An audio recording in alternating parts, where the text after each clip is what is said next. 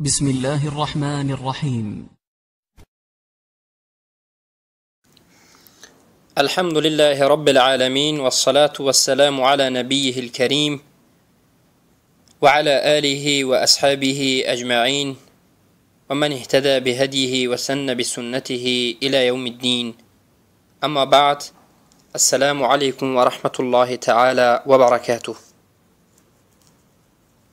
این حلقه چهارم ما هست که به اذن الله ان شاء الله باقی مانده از مسائل را به شما بیان خواهیم کرد. الله رب العزة والجلال بعد از این که از درون انسانها، از بین انسانها رسول و انبیا را برگزید، اختیارشان کرد، از درون اونها بهترین اونها را باز فضلش را زیاد کرد، اون را سید ولد آدم، سیدی فرزندان آدم قرار داد که این محمد صلی الله علیه و سلم بودند. خیلی که احادیث صحیح بر این دلالت می کند. روى مسلم فی صحیحه فی الفضائل، امام مسلم در کتاب صحیحشان در فضائل این حدیث را ذکر می کنند، در باب فضل نسب النبی صلی الله علیه و سلم، در باب فضل نسب پیامبر صلی الله علیه و سلم. حدیث از واثلة ابن الاسقع رضی الله عنه می باشد که گفت سمعت رسول الله صلی الله علیه و سلم یقول، شنیدم که رسول اکرم صلی الله علیه و سلم می گفتند ان الله اصطفى کنانه من ولد اسماعیل، الله کنانه را از فرزندان اسماعیل برگزید، و اصطفى قریشا من کنانه، و از کنانه قریش را برگزید، و اصطفى من قریش بنی هاشم، و از قریش بنی هاشم را برگزید، و اصطفانی من بنی هاشم، و من را از بنی هاشم برگزید. کنانه این یک چند قبایل ها می باشد که پدر این قبایل کنانه ابن خزیمه می باشد، یک قبیله زیاده که پدر این قبیله ها کنانه ابن الخزیمه، برای همین این قوم کنانه گفته می شد. و اینچنین در حدیث دیگر آمده است که امام مسلم رحمت الله علیه در مناقب ذکر می کنند، اینچنین باب فضل پیامبر صلی الله علیه و سلم ذکر کردند که دلالت می کند که پیامبر صلی الله علیه و سلم سید ولد آدم هستند. اما یک مسئله باید ما سخت اهمیت این برادران و خواهران عزیز که سید الموجودات گفتن رسول الله جایز نیست. در بعض ابیات ها، در بعض اناشید و غزل ها، در بعض از جمعیت ها و نشست ها شنیده می شود که در غزل می خوانند سید الموجودات. سید الموجودات این الله رب العزة والجلال است. اما پیامبر ما محمد صلی الله علیه و سلم رسول، نبی و سید فرزندان آدم، از درونی از بین فرزندان آدم که از اول تا روز قیامت تا آخرش این پیامبر صلی الله علیه و سلم سید هستند. سید یعنی بهترین قوم، با فضلترین قوم، اکرمترین قوم، دوست داشته ترین شخص در نزد الله، خلیل الله محمد صلی الله علیه و سلم. و الله رب العزة والجلال بعد از رسولان و انبیا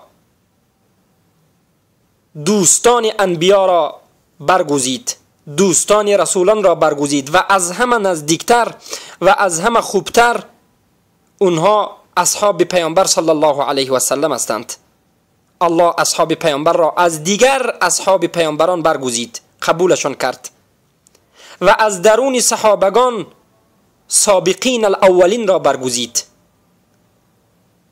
صحابگانی که اولین شده به پیامبر ایمان آوردند، اولین کسانی بودند که به خاطر الله اذیت کشیدند، اونها را از درون صحابگان برگزید و از درون اینهم اختار منهم اهل بدر، این چنین اهل بدر را برگزید و اهل بیعت رضوان را برگزید. بیعت رضوان معلوم است صلح حدیبیه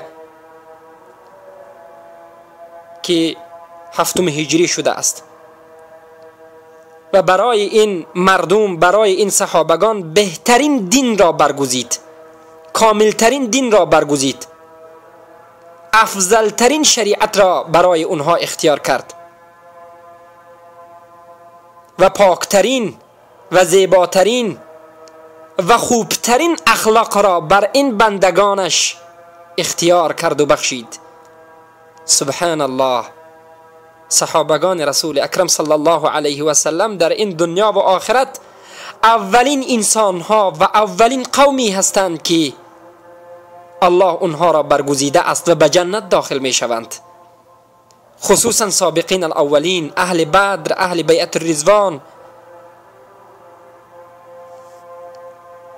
و از درون امتها الله رب العزة والجلال امت محمد صلی الله علیه و سلم را از دیگر امتها برگزید و اختیارشان کرد.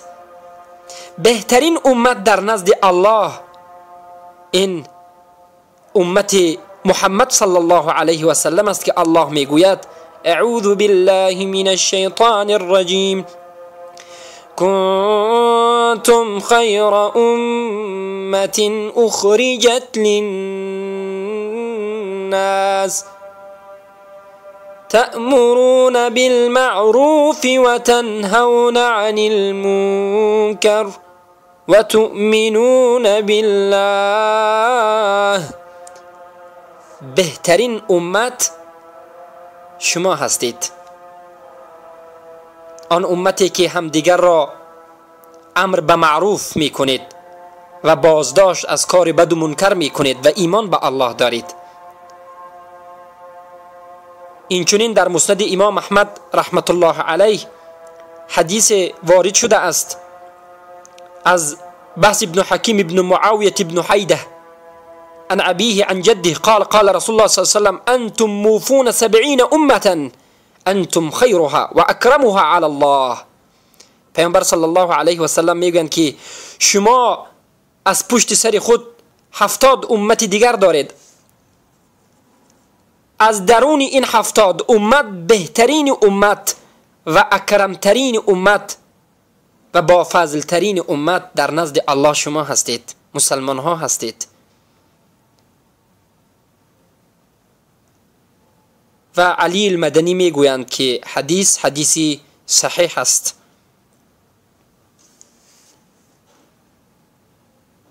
و این حدیث را اینچنین ابن ماجه رحمت الله علیه روایت کردند، امام ترمذی هم این حدیث را روایت کردند و این حدیثی هست که امام حاکم حدیث را صحیح کردند و امام ترمذی گفتند حدیث حسن و امام ذهبی به این گفته ها موافقت کردند. حدیثی صحیح است. الله وقتی که امت اسلام را، امت محمد صلی الله علیه و سلم را برگزیده ترین امت در نزدش قرار داد، به اونها همه بهترین نعمتش را بخشید، بهترین شریعت، کاملترین شریعت. و اثر این اختیار الله در اعمال این امت، در اخلاقشان، در توحیدشان، در منازلشان در جنت و مقامشان و موقفشان در جنت ظاهر می شود و ظاهر شده است. اخلاقی که امت محمد صلی الله علیه و سلم دارد در دیگر امت وجود ندارد. عملها و فضیلت‌هایی که امت محمد صلی الله علیه و سلم دارند در دیگر امت وجود ندارد و نداشت. و توحیدی که امت محمد صلی الله علیه و سلم تحقیق کرده اند و عمل می کنند و عمل کرده اند در دیگر امتها وجود نداشت. این چنین موحدین وجود نداشتند و این چنین منزلتی امت محمد صلی الله علیه و سلم در جنت و مقام آنها در جنت و موقفشان در جنت خیلی هم بالا هست و این امت اولین امتی هست که به جنت داخل می شود.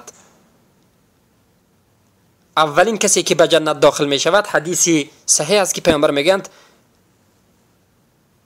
محمد صلی الله علیه و سلم است. بعد از اون ابو بکر، عمر، عثمان و علی، عشرة المبشره، السابقین الاولین، اهل بدر، اهل بیعت الرضوان، صحابگان، آهسته آهسته اونانی که خود را به پیامبر نزدیک کرده اند، پیامبر را دوست داشته اند، اونانی که سنت پیامبر صلی الله علیه و سلم را همیشه بالا می گرفتند و عمل می کردند، اولین کسان بعد از پیامبر و صحابگان به جنت داخل می شوند. بعد از اینکه امت پیامبر تمام می شود دیگر امت ها به جنت داخل می شوند و در جنت هم بالاترین طبقه جنت و پرمنزلت ترین طبقه جنت برای امت محمد صلی الله علیه و سلم است. آنها از همه بالاهای جنت را نصیب می شوند، از بالای جنت همه را نگاه می کنند و تماشا دارند. چخیلی که در حدیث امام ترمذی در سننشان ذکر می کنند از بریده ابن الحسیب الاسلمی قال رسول الله صلی الله علیه و سلم اهل الجنة 20 و 100 صف 80 منها من هذه الامه و 40 من سائر الامم. پیامبر صلی الله علیه و سلم میگویند که اهل جنت 120 صف هستند. صف قطار، ما میگیم به زبان خودمون قطار. 120 صف هستند. 80 صف اهل جنت از این 120 صف امت پیامبر صلی الله علیه و سلم می باشند و 40 صف باقی مانده این دیگر امت ها. قال الترمذی هذا حدیث حسن. امام ترمذی میگند حدیث حسن است. حدیث اینچنین در مسند احمد ذکر شده است و ابن حبان و حاکم این حدیث را صحیح می کنند و از دیگر صحابه نیز این حدیث روایت است، از ابن عباس، ابن مسعود، ابن موسی که طبرانی این حدیث را از دیگر صحابه ذکر میکنند. مهم این که حدیث صحیح است.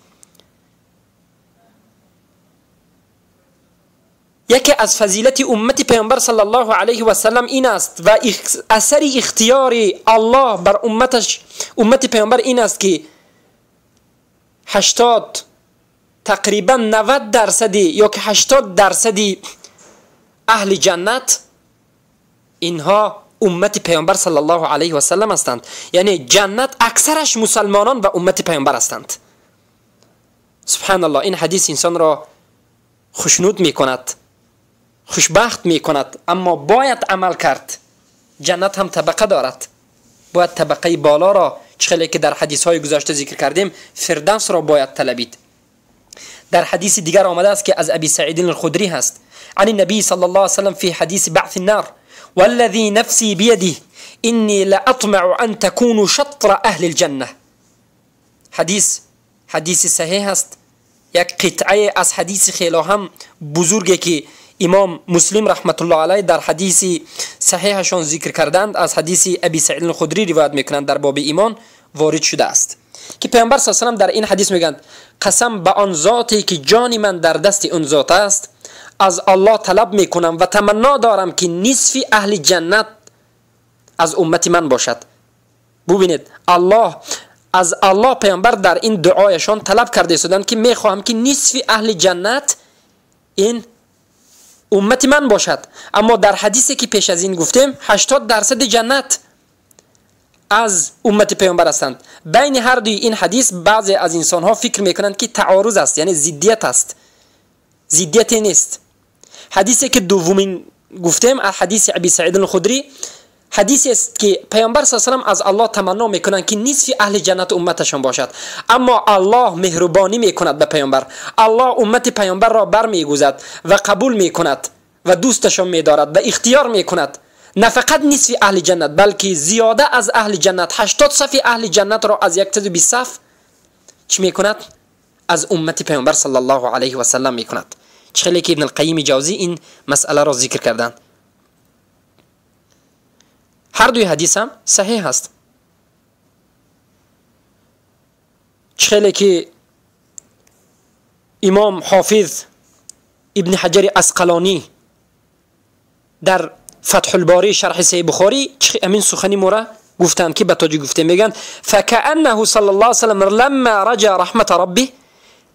این حدیث ها به ما دلالت میکند که میگن ابن حجر اسقلانی وقتی که پیامبر صلی الله علیه و سلم از الله امید کرد که نصف اهل جنت امتش باشد اعطاه مرتجاه و زاده. الله آن چیزی که پیامبر خواست داد و به ضمن این زیاده داد، نه فقط نصف اهل جنت بلکه زیاده از نصفش را، زیاده از نصف اهل جنت را امت پیامبر کرد. این دلالت میکند که الله رب العزت و الجلال پیامبر را محمد صلی الله علیه و سلم و امتش را دوست دارد.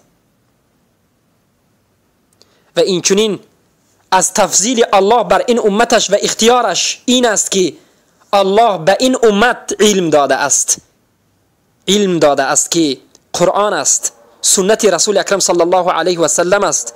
و این چنین به این امت حلم داده است، حلمی که به دیگر امت ها داده نشده بود. در مسند بزار امام بزار رحمت الله علیه میبینند که و غیری من حدیث ابی الدرداء، از حدیث ابی الدرداء است که قال سمعت ابو القاسم صلی الله علیه وسلم یقول. ابو الدرداء میگن که ابو القاسم شنیدم که میگفتند، ابو القاسم پدری قاسم یعنی پیامبر صلی الله علیه وسلم است که کنیه پیامبر ابو القاسم بود. پیامبر میگفتند ان الله تعالی قال لعیسی ابن مریم، الله رب العزت و الجلال به عیسی ابن مریم گفت انی باعث من بعدک امه ان اصابهم ما یحبون. ای عیسی من بعد از تو یک امتی را می آرم که اگر به اونها یک چیزی که دوست می دارند برسد الله را حمد می کنند، حمید و شکر، الله را حمد و شکر می کنند. علما در مسئله حمد و شکر سخن کردند که کدامشان افضل است، حمد افضل است یا که شکر، کدامشان درجهشون بالا است. علما اختلاف می کنند که شکر اعم است یا که حمد اعم است. والله اعلم حمد اعم است، یعنی وقتی که الحمدلله میگوید از شکر معنی از شکر هم وسیع‌تر دارد. و هر وقت که به اونها ضرر میرسد و یک چیزی بدبینیشان میرسد احتسبوا و صبروا، صبر میکنند. ولا حلم ولا علم قال یا ربی کیف هذا ولا حلم ولا علم قال اعطیته من حلمی و علم. الله از علم و حلم خودش به این امت داده است. سبحان الله سبحان الله سبحان الله. این فضل امت پیامبر صلی الله علیه و سلم بود، این اختیار امت پیامبر صلی الله علیه و سلم بود. و بعد از این ان شاء الله در درس آینده به شما اختیار الله رب العزت و الجلال از شهرها، یعنی الله از این زمین و دنیا کدام شهر را کدام زمین را قبول کرده است و بر اون خصلت های خاصی داده است و این زمین را برگزیده است. سبحانك اللهم بحمدك اشهد ان لا اله الا انت استغفرك واتوب اليك.